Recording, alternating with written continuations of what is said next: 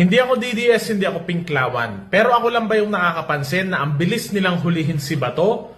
Pero wala pa rin nangyayari kay Romualdez at Saldico. Si Senator Bato, foreigner ICC yung gusto kumuha sa kanya, yung Pilipinas hindi siya maprotektahan. Pero si Romualdez at Saldico, may ebidensya na. Guilty sila, alam na ng buong Pilipino. Ilang buwan na sila sa korte, may naglaglag na. May witness na, may maleta pa. Pero malaya pa din sila. Parang may mali, di ba? Pag sa side ng mga Duterte, ang bibilis nila. Pero sa side ng mga Marcos, wala pa rin nahuhuli. Thank you, Mama Chen. Credit sa'yo. Ito ang tunay na mukha ng politics. Simula kay Emilio Aguinaldo hanggang kay Bongbong Marcos, lahat yan corrupt. Lahat ng nasa Senado, lahat ng naging presidente, lahat may baho yan.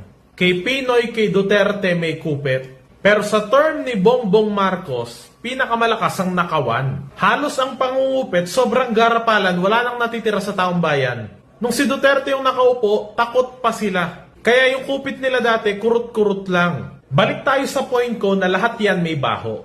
Ang laging pinupront ng media yung kupit ni Sara Duterte. Ang tanong, bakit hindi nila gawin yung same na investigation kay Bongbong Marcos? Lalo nga yung termino niya, naging top 3 tayo sa pinaka-corrupt na bansa sa buong mundo. Diba? To be fair lang, investigahan nyo si Sara, investigahan nyo rin si Bongbong. Ang point dito, wala na yung transparency.